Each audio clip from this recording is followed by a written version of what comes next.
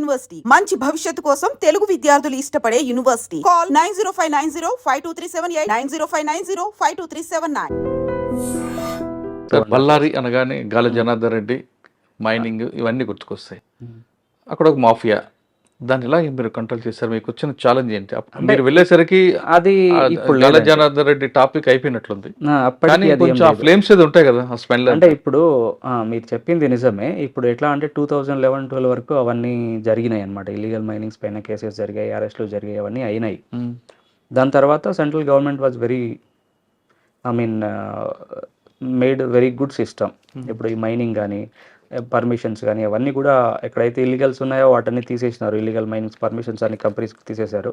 లీగల్గా రన్ చేసిన వాళ్ళకి మాత్రమే అవకాశం ఇచ్చారు. అండ్ దానికి ఒక స్ట్రాంగ్ సపోర్ట్ సిస్టమ్ అనేది వాళ్ళు క్రియేట్ చేశారు ఆ రోజుల్లోనే. అక్కడ ఒక విజిలెంట్ కమిటీ ఒకటి పెట్టేసి లోకల్ కలెక్టర్ని కానీ ఎస్పీ గారి కానీ స్పెషల్ దాంట్లో ఏమున్నా కానీ ಮತ್ತೆ మైనింగ్ డిపార్ట్మెంట్ వాళ్ళకి కూడా ఫుల్ పవర్స్ ఇచ్చేసి దాంట్లో ఒక సిస్టమ్ని క్రియేట్ చేశారు. మీకు ఛాలెంజ్ రాలేదు అక్కడ? అంటే ఛాలెంజ్ అంటే ఇప్పుడు మైనింగ్ అనేది లీగల్గా నడుస్తుంది. ఇప్పుడు ఉన్న సిస్టంలో ఏంటంటే ఒక కేజీ గ్రామ్ ఒక కిలో మైన్ కూడా ఇల్లీగల్గా తీసుకోవడానికి అవకాశం లేదు అని చెప్పొచ్చు. అండ్ అక్కడ మేజర్ ఛాలెంజ్ మాకు వచ్చేది ఏంటంటే పోలీసింగ్. అక్కడ ఇప్పుడు ఈ ఆఫ్టర్ 2012-13 తర్వాత మేజర్గా వచ్చేది ఏంటంటే ఈ ట్రాన్స్పోర్టేషన్స్ ఇష్యూ ఉంటుంది. ఇప్పుడు ప్రతిరోజు ఒక 10 నుంచి 12,000 ట్రక్కులు నడుస్తాయి ఒక 30 కిలోమీటర్స్ రేడియస్లో. సో ప్రతి ఊరికి వాళ్ళది ఒక అసోసియేషన్ ఉంటుంది. అంటే ప్రతి ఇంట్లో మనం మామూలుగా ఒక ఆటో ఎలా తీసుకుంటామో ఎంప్లాయ్మెంట్ కోసం అని అక్కడ ఒక ట్రక్ తీసుకుంటారు. ప్రతి ఊరు ట్రక్ తీసుకొని దాంట్లో మైనింగ్ని మైనింగ్ నుంచి మైండ్ ఏరియా నుంచి మెయిన్ అయితే మైన్ అక్కడికి లాస్ట్ షిప్ యార్డ్ వరకు వెళ్ళదండి. మెటీరియల్ వెళ్ళడానికి అవకాశం లేదు షిప్ యార్డ్కి. ఓన్లీ అక్కడ డంపింగ్ యార్డ్స్ ఉంటాయి. దానికి మళ్ళీ ఫర్దర్గా వేరే ట్రాన్స్పోర్టేషన్స్ వాళ్ళు చూసుకుంటారు. బట్ లోకల్ వాళ్ళు ఏంటంటే ఈ మైన్ ఏరియా నుంచి తీసుకొచ్చి బయటికి తీసుకొచ్చి పెట్టడం. లేదు అంటే ఇప్పుడు అక్కడ జిందాల్ అని వేరే వేరే స్టీల్ కంపెనీస్ ఉన్నాయి, వాళ్ళకి సప్లై చేయడం. సో 30-40 కిలోమీటర్స్ రేడియస్లోనే అరౌండ్ 10,000 to 12,000 ట్రక్స్ రన్ అవుతాయి. సో అసోసియేషన్స్ వీళ్ళ ఇష్యూలు అది చాలా టఫ్ అక్కడ. సో అది ఎక్కడ ఏ జిల్లాలో ఉండదు మనకు నార్మల్ రెగ్యులర్ పోలీసింగ్కి. సో అలాంటి వాటికి పైన కూడా కొన్ని క్రైమ్ ఉంది. సో ఏంటంటే వాళ్ళు కొంచెం వసూలు చేయడము, లేకపోతే మా వాళ్ళకి ఇక్కడ కాంట్రాక్ట్ రావడము ట్రాన్స్పోర్ట్ చేయడానికి. దాన్ని ఎలా మీరు కంట్రోల్ చేస్తారండి? అది దాంట్లో ఎలా చేసామంటే ఒకటి మేము కొంచెం సిస్టమ్ ఇంప్రూవ్ చేసాం అక్కడ. అంటే కొట్టడం అనమాట. కానీ ఇంపాక్ట్ తర్వాత తెలియాలి వాడికి. ఈ ప్రతి ఒక్క లారీస్కి GPS ఒకటి కాన్సెప్ట్ ఉండింది, బట్ దాన్ని ఇంప్లిమెంట్ చేసాం ప్రాపర్గా.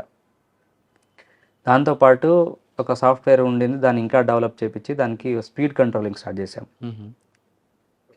ఏదైనా కానీ ఒక 50 కిలోమీటర్స్ కంటే స్పీడ్ ఎక్కడానికి లేదు అనేది. దాంతోపాటు ఫర్దర్ వాళ్ళకి ఏంటంటే ఎవ్రీ మంత్ ఒకసారి మీటింగ్ చేయడము, ఎవరైతే లారీస్ అన్ని అసోసియేషన్స్లో వైలేషన్స్ ఉన్నాయో వాళ్ళందరిపైన కేసులు వేయడము, ఆ లారీని ఫస్ట్ మైనింగ్ పోకుండా ఆపడం. అక్కడ జీవనోపాధికి దెబ్బ పడుతుంది అక్కడ. సో ఇప్పుడు ఒకరోజు కేసు పెట్టి జైలుకి వెళ్తే వాడు 2 రోజుల్లో వచ్చేస్తాడు. సో దానికి అట్లా వాడు ఇంకో 1 మంత్ వరకు వాడు ఇంకా వాడికి లేదు ట్రాన్స్పోర్ట్ చేయడానికంటే his life will gone. Set అయిపోతాడు. సో ఈ సంఘాలు ఎవరైతే ఉన్నారో వాళ్ళపైన కేసులు కూడా చేసాం. చాలా సీరియస్గా కేసులు చేసి కోఆపరేటివ్ సొసైటీ రిజిస్టర్ని పిలిపించి ఆడిట్ చేపించి అది దానివల్ల చాలా కంట్రోల్ చేయగలిగాం. సో పక్కన మీకు ఆంధ్రప్రదేశ్ బోర్డర్, అవును, కర్నూలు అంతా కూడా. ఆ బోర్డర్ నుంచి మీ దగ్గర నుంచి లిక్కర్ వస్తుందని వాళ్ళ దగ్గర నుంచి వస్తుందని మీరు ఎవరిది అసలు ఇక్కడ నుండి ఎటు వెళ్తుంటుంది లిక్కర్? అంటే ఇప్పుడు డిపెండ్స్ ఆన్ పాలసీ. ఇప్పుడు లిక్కర్ పాలసీ చేంజ్ అయింది ఆంధ్రాలో. సో అప్పుడు కర్ణాటకలో యాజ్ యూజువల్ మాకు లిక్కర్ పాలసీ నార్మల్గా ఏదైనా అదే నడుస్తుంది ఇప్పుడు. అంటే ఏ బ్యానింగ్ ఆఫ్ బ్రాండ్స్ కానీ అలాంటిది ఏం లేదు. సో ఇటు నుంచి అటు వెళ్ళేది, అది కొన్నిసార్లు జరిగేది. సో మేము కూడా చాలా అంటే ఇల్లీగల్గా వెళ్తున్న వాళ్ళకి మేము కూడా చాలా కేసులు చేసాము. ఇప్పుడు బళ్ళారి కానీ ఆ బార్డరింగ్ డిస్ట్రిక్ట్స్ ఏవైతే ఉన్నాయో బేసికల్గా మనకు ఆంధ్రాతో పాటు ఇక్కడ నుంచి చిత్రదుర్గ చేసుకొని బళ్ళారి, రాయచూరు ఆడ వరకు, యాదగిరి డిస్ట్రిక్ట్ వరకు ఆ కేసులు నడిచేవి. సో వాళ్ళ కేసులు చేసేవాళ్ళం మేము. అయితే ఆ టైంలో ఈవెన్ ఆ వైన్ షాప్ వాళ్ళు ఎవరు వాళ్ళకి అమ్మేందని వాళ్ళపైన కూడా కేసులు చేయడం స్టార్ట్ చేసాం. అప్పుడు దాన్ని అంటే ఇప్పుడు తీసుకెళ్ళని పట్టుకోవడం కంటే వాడికి ఇచ్చింది ఎవడని పట్టుకుంటే ఇది ఇంకా కొంచెం స్ట్రాంగ్గా ఉంటుంది. సో నెక్స్ట్ టైం అమ్మేటోడు అందరూ కొంచెం కేర్ఫుల్గా ఉంటారు. వాడి మెటీరియల్ దొరికితే మళ్ళీ వాడిపోతాడు లోపల. రౌడీజం అంతా ఏమి ఉండదు అక్కడ. రౌడీజం ఉండదు. ఈ ట్రాన్స్పోర్టేషన్స్ ఇష్యూస్లోనే మాఫియా కొంచెం ఇష్యూ. ఎంతకాలం చేశారండి? I was there around 2 years 3 months. కర్ణాటకలో పెద్ద డిస్ట్రిక్ట్ అది. అవును. మీకు సబ్ డివిజన్లు, పోలీస్ స్టేషన్లు, పొలిటికల్ ప్రెజరు, అవును. ఇవన్నిటితో పాటు గాలి జనార్దన్ రెడ్డి ఇన్ఫ్లుయెన్స్ కూడా అక్కడక్కడ కనిపిస్తుంటది. అంటే ఇప్పుడు ఆ టైంలో వాళ్ళకి అక్కడ బళ్ళారికి రావడానికి ఛాన్స్ లేకుండా లేదు, ఓకే. వచ్చా రాకపోయినా బెంగళూరు నుంచి కూడా వాళ్ళ నడుపుతారు. ఫాలోవర్స్ అన్నీ ఉంటారు, వాళ్ళ ఫాలోవర్స్ ఉంటారు. అదే అండి ఇన్ఫ్లుయెన్స్ అంటే ఇప్పుడు మీరు ఏ విధంగా చూసుకుంటారో దాని గురించి ఆ మెచ్యూరిటీ అని చెప్పాను కదా. ఇప్పుడు నేను కూడా చిన్నప్పుడు ఉన్నప్పుడు ఎమ్మెల్యే వాళ్ళ దగ్గర వెళ్ళేవాళ్ళం. సార్ మాకు ఇదో పని చేసి పెట్టండి, లేకపోతే ఒక తహసీల్దార్ కాల్ చేయండి, ఎస్ఐ గారికి కాల్ చేయండి అని చెప్పి. అది ఎప్పుడు చెప్తాము? When governments machinery doesn't listen to him, అవును. వాళ్ళ వర్క్ చేయట్లేదు అన్నప్పుడు వింటాము. అదే we make sure that we do work. మన పని మనం చేస్తున్నప్పుడు ఎవరు ఫోన్ చేసినా మనం వినాల్సిన బాధ్యత లేదు. అవును. సో ఇప్పుడు వాళ్ళ దగ్గర వెళ్ళడంలో కూడా తప్పు లేదు. పొలిటీషియన్ కాబట్టి వాళ్ళు వెళ్ళాల్సిందే, వెళ్తారు కూడా, కూడా వాళ్ళు ఎంకరేజ్ చేస్తారు కూడా. సో మనం వాళ్ళకి ఇప్పుడు వెళ్ళాల్సిన అవసరం లేదు, పొలిటీషియన్స్ నాకెందుకు కాల్ చేశారని మనం రివర్స్లో దమ్కి ఇచ్చామనుకోండి మనకే problem. So you have to listen public grievances, అది ఎవరి నుంచి చేసినా కానీ. సో చేసేవాళ్ళు, కానీ ఇప్పుడు నిజం చెప్పాలి అంటే ఇన్ఫ్లుయెన్స్ కోసం కాల్ చేసేవాళ్ళు అన్నీ చేసేవాళ్ళు చాలా జరిగినాయి.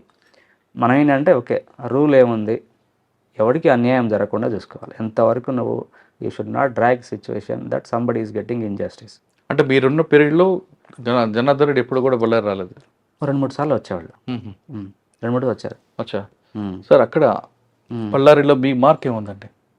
మార్కా నిజం అంటే గురించి నేను చెప్పుకోకూడదు, బట్ మీ గురించి మీరు చెప్పకపోయినా మీకు మనసు లేదు. చాలా విషయాల్లో అంటే లోకల్గా చాలా న్యూస్ పేపర్స్ వాళ్ళందరూ కూడా బళ్ళారి సింగం అని రాసేవాళ్ళు స్టార్ట్ చేశారు. అది మేము ఆపించాం నాకు వద్దు అని. But peoples friendly officer and pro people officer అనేది అయితే అది నేను చాలా సంతోషంగా చెప్తా. ఎందుకంటే వీఆర్ విత్ పబ్లిక్, ఏం చేసినా కానీ పబ్లిక్ కోసం చేసాము. దాంతో పాటు యాక్చువల్లీ ఇప్పుడు జరుగుతున్న ట్రెండ్ ప్రకారం డిపార్ట్మెంట్ని కూడా సెట్ చేయాలి. I'm the junior most SP, but tomorrow I will go to the top of the post department I'm కదా. సో ఆ డిపార్ట్మెంట్ని కూడా ఇప్పుడున్న టెక్నాలజీ కానీ జనాలు డిమాండ్ చేసే రీతిలో కానీ వాళ్ళని ట్రైన్ చేయడం, ఇన్ఫ్రాస్ట్రక్చర్ క్రియేట్ చేయడం, ఒక మిషనరీని డెవలప్ చేయడం అనేది. ఎందుకంటే సాఫ్ట్వేర్గా పనిచేస్తాయి కదా, ఆ మెంటాలిటీ కూడా ఉంటుంది. సో టెక్నాలజీ వాడడం కానీ, క్రైమ్ డిటెక్షన్ కానీ, జనాలకు ఈ గ్రీవెన్సెస్ ఎలా చేస్తాం అనేది. ఇప్పుడు జనస్పందన పెట్టడం సరికాదు, దాంతోపాటు మనం వాటికి నిజంగా ఎఫెక్టివ్గా ఇంప్లిమెంట్ చేయగలగాలి. సో మీ ఫస్ట్ పోస్టింగ్లోనే హెవీ డిస్ట్రిక్ట్ తీసుకున్నారు. మ్యాన్ పవర్ తక్కువ ఉంటుంది, డిస్ప్యూట్స్ ఎక్కువ ఉంటాయి, ఇష్యూస్ ఎక్కువ ఉన్నాయి. ఎలా కంట్రోల్ చేశారండి? సాధారణంగా సీనియర్ ఎస్పీకి ఇచ్చే పోస్ట్ అది. అవును కరెక్ట్. అది కూడా I'm the after 30 years I'm the first junior most SP to the district. 30 సంవత్సరాల తర్వాత ఫస్ట్ డిస్ట్రిక్ట్గా వెళ్ళడము పెద్ద జిల్లాకి. But that was really challenging. ఎందుకంటే ఒక లాస్ట్ పోలీస్ స్టేషన్ మాకు 200 kilometers దూరంలో ఉంటుంది లాస్ట్ పోలీస్ స్టేషన్. అక్కడికి వెళ్ళి వచ్చేసరికి ఒక డే అయిపోయింది కదా. వాళ్ళు ఇటు వచ్చారంటే ఆ రోజు ఇక్కడ పడుకొని మళ్ళీ నెక్స్ట్ రోజు వెళ్తాడు ఎస్ఐ ఏదైనా మీటింగ్ పిలిస్తే. ఎందుకంటే 4-5 గంటలు వాళ్ళు ట్రావెల్ చేయాలి. గవర్నమెంట్ వెహికల్ అయినా 4 hours he has to travel. అదే మీరే వెళ్తుంటారా? సో నేను ఆ ఏరియాకి వెళ్ళి క్యాంపింగ్ చేసేవాళ్ళం, ఆ తాలూకాకి వెళ్ళి క్యాంపింగ్ చేసేవాళ్ళం. అదొకటి. ఇంకోటి ఏంటంటే దాంతోపాటు should take your people in to confidence. ఇప్పుడు నేను రెస్పెక్ట్ ఇస్తే మీరు నాతో మాట్లాడతారు, ఎవరికైనా అంతే కదా. మీరు నాకు రెస్పెక్ట్ ఇస్తే నేను మాట్లాడతాను. That way you should take care of your subordinates. ఇదేంటంటే ఫోర్స్ రూల్స్ కన్నా ఇక్కడ ఉన్న సీనియర్ ఆఫీసర్స్ వర్డింగ్ బాగా నడుస్తుంది. ఎందుకంటే పోలీస్ ఫోర్స్ అనేది ఏదన్నా రన్స్ ఆన్ కమాండింగ్, దాంతోపాటు వెరీ స్పాంటేనియస్. ఆ రోజుకి మీరు డిసిషన్ ఏం తీసుకుంటారో దానిపైన మిగతా వాళ్ళందరిది వర్క్ డిపెండ్ అయి ఉంటుంది. ఓకే కదా. సో అంటే ఒకటే కాకుండా పబ్లిక్తో ఇంటరాక్ట్ ఎక్కువ అవ్వచ్చు మీరు. పబ్లిక్తో వాళ్ళు మీ దగ్గర రావడం కన్నా మీరు వాళ్ళ దగ్గరికి వెళ్తే మీ మీద ఇంప్రెషన్ పెరుగుతుంది. సో అన్ని ఊర్లోకి వెళ్ళి గ్రామ సభల్లో మీటింగ్లు పెట్టేవాళ్ళం.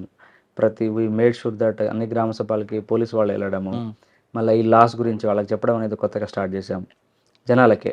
సో ఎలా గురించి మీరు ఎలా కంప్లైంట్ చేయవచ్చు, ఎక్కడెక్కడ ప్రాబ్లమ్స్ ఉన్నాయి ఊళ్ళో అనేది ఆ ఎస్ఐ వెళ్ళి గ్రామ సభలో కూర్చొని వాళ్ళతో పాటు డిస్కస్ చేసేలాగా we have taken that step. దాంతోపాటు ఏ పబ్లిక్ వచ్చినా కానీ వానికి మళ్ళీ తిరిగి కాల్ చేసి చెప్పేలాగా ఏ పిటిషన్ ఎక్కడ దాకా వచ్చింది అనేది దాకా ఒక you have to take enquiry ఇంకోటి లాగా. దాంతోపాటు ఈ జనరల్ ఆఫీసర్స్ అప్పుడు 6 సబ్ డివిజన్స్, 6 డిఎస్పీలు, 43 పోలీస్ స్టేషన్స్ అనేది ఇట్స్ ఈస్ట్. నిజం చెప్పాలంటే ఆ రోజుల్లో ఎస్ఐల పేర్లు గుర్తుపెట్టుకోవడం కష్టం ఫస్ట్ డిస్ట్రిక్ట్లో. బట్ సార్ అక్కడ బార్డర్స్ మీకు బార్డర్ చాలా ఉంది కాబట్టి బార్డర్ ఇష్యూస్ ఏమున్నాయా? ఇది ఒక లెక్కర్ కాకుండా ఆంధ్రాతో అంటే బార్డరింగ్ ఇష్యూ అంటే ఇప్పుడు దీంట్లో ప్రాబ్లం ఇంకేం వస్తుంది అంటే ఇప్పుడు వాళ్ళకి ఇప్పుడు బళ్ళారి టౌన్ ఏదైతే ఉందో సిటీ ఏదైతే ఉందో ఇట్ సర్వ్స్ ఇట్ మనకు ఆదోని నుంచి మంత్రాలయం నుంచి స్టార్ట్ చేసి ఆదోని నుంచి స్టార్ట్ చేస్తే ఎమ్మిగ్నూర్ కానీ ఇక్కడ మనకు ఉరవకొండ కానీ ఇటు సైడ్ కళ్యాణదుర్గం రాయదుర్గం ఇదంతా కూడా బిజినెస్ హబ్ అంతా వచ్చేది కూడా ఇక్కడే. ఛాలెంజింగ్ వచ్చేది మాకు అగ్రికల్చర్ ప్రొడ్యూస్ అమ్మడంలో. Ballari APMC is one of the largest. So అందరు అక్కడికి వస్తారు ఒకటి. ఇంకోటి బిజినెస్ అంతా కూడా ఇక్కడే జరుగుతుంది. సో ఏ మెడికల్ ఎమర్జెన్సీ వచ్చినా వాళ్ళందరూ ఇక్కడే వస్తారు. సో ఈ విషయాల్లో కొంచెం రప్చర్ ఉంటుంది జనాలకు. బట్ ఇక్కడ వాళ్ళంతా తెలుగు స్పీకింగ్ కాబట్టి కొంచెం ఆల్మోస్ట్ అడ్జస్ట్ అవుతారు. బట్ ఎప్పుడు రెగ్యులర్గా వచ్చే కంప్లైంట్స్లో ఇవి